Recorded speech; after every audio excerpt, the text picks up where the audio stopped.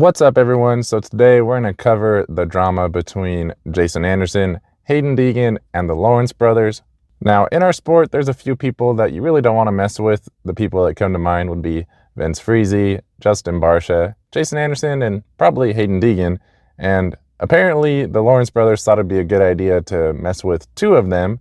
And man, is it making this off-season pretty entertaining. So we're going to get you guys all up to date on everything that's going on. Also talk about some other things that we should consider with the whole situation.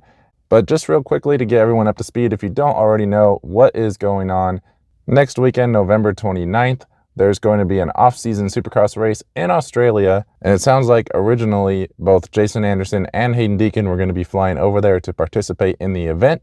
Then somebody in the Lawrence camp, whether it was Hunter or Jet or the agent or whatever, all of them, somebody made the call to the promoter and pretty much said, hey, we have this in our contract that says, we don't want these guys here, so you can't pay them if we don't want you to, and therefore we don't want them here, so just let them know they're not welcome, and you're not gonna pay them, and basically tried to make sure that they wouldn't be participating in the event.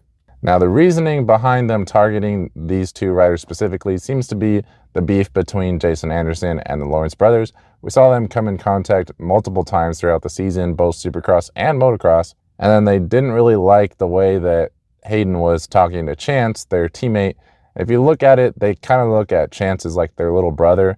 They've mentored him, they've lived with him, obviously they're teammates with him, and they probably took it personally when Chance was, getting all that smack talk from Hayden.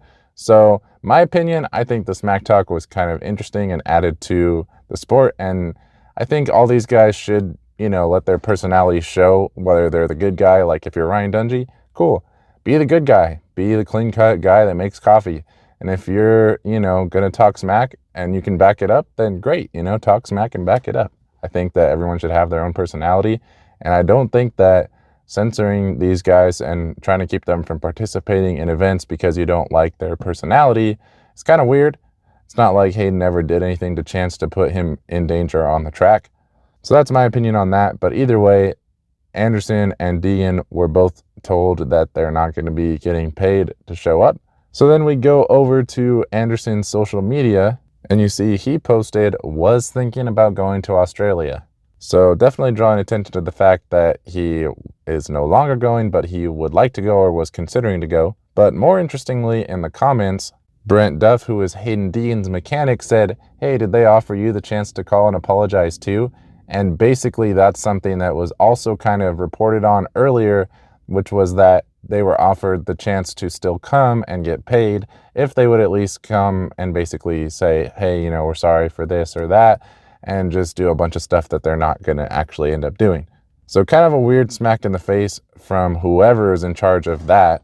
Anderson didn't end up responding, but that definitely did add some validity to the claim that, they wanted to basically have them go kiss their butt and, say, oh, this and that, and we're sorry, which obviously neither one of those guys is going to do that. Then going over to Hayden Deegan's social media, we see he posted AUSX Open preparation, or at least it was, taking another jab at the fact that he is not going to be going, but could have. Now, an interesting side note here is this did also spark up a whole separate debate with a different type of drama regarding the fact that Hayden Deegan opted out of competing in the Motocross of Nations race. But like I said, looking at the date of the AUSX Open, it's at the end of November, and that is still over a month away from the start of 250 Supercross West. And the concern about Hayden racing in the Motocross of Nations was that he had to go in for wrist surgery to get the screws out because the screws were irritating his ligaments and things like that. And he needed time to recover from the surgery in order to have adequate preparation time in order to race the Supercross season. So he only would have had to delay his surgery a couple of weeks to race Motocross of Nations. And looking at the fact that he was ready to compete in a couple weeks, I do find it a little bit interesting that, that's what was said. Also, looking at Team USA's results, you could argue that maybe we would have had a better chance with Hayden Deegan on the 250. Cooper Webb definitely stepped up and did the best he could. But with Team USA finishing in second, would that have been the difference maker if Hayden would have gone? Unfortunately, we're never going to know. But there are some people that are upset that he didn't go, and now looking back at it, it seems like he potentially could have gone And really, I have no problem with him not going, but I just don't want to be lied to about the reasoning behind it. Now, I do think it's possible that he just healed quicker than expected from the surgery. He's young and he's an athlete, so definitely possible. I'm not saying he was intentionally lying, but just something that has sparked up a whole nother debate. So there's some drama there. And then if you look at this from the promoter's perspective, they're actually caught in a really tough place because somebody did reach out to them directly, and quoting them, they said, definitely did not ban him, but contractually the Lawrences could stop him from being paid to race. They're definitely welcome and would love to see it. So on the one hand, you have arguably the most popular rider in the sport right now in Hayden Deegan, and then another top tier quality premier class rider in Jason Anderson, and you're the promoter of your race. You would love to have those guys come.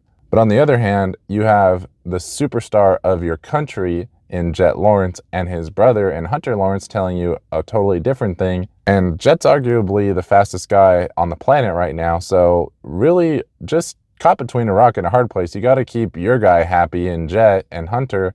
They're, actually Australians, plus they're extremely talented. But on the other hand, you're missing out on another couple of really good riders. And, if you add Jason Anderson to the field, that really makes it a really interesting race. It's not going to just come down to a couple of guys on who's going to win. We really don't know who would win that race. So I actually feel kind of bad for the promoters on this one. It sounds like it was kind of out of their hands. I think if they had, full say in it, they probably would have just let them come and paid them. But somehow, some way, it's in the Lawrence's contract that they can dictate who the promoter's paying, which is a crazy contract, by the way. So it's going to be interesting to see how the Lawrences handle this moving forward. Are they just going to completely ignore it and deflect it and hope it goes away? Or are they going to try to scapegoat somebody and say, oh, we didn't know that was in the contract? Or, oh, whoever this guy is the one who, enforced that part of our contract. We didn't even know about it, or something like that. Or, I don't think this is very likely, but do they just take it head on and say, no, we don't like Jason, we don't really like Hayden, so we didn't want them there? I think that would be probably the best case thing that they can do at this point, but I also don't think they're going to do that. Either way, it's going to be interesting to see if this just blows over or if it blows up and if it carries into next season in the Supercross and the Motocross seasons. Let me know what you guys think down in the comments below. What is your opinion on all of this? Do you think that Jet will be booed at Anaheim 1? Thank you guys for watching, and I'll see you in the next video.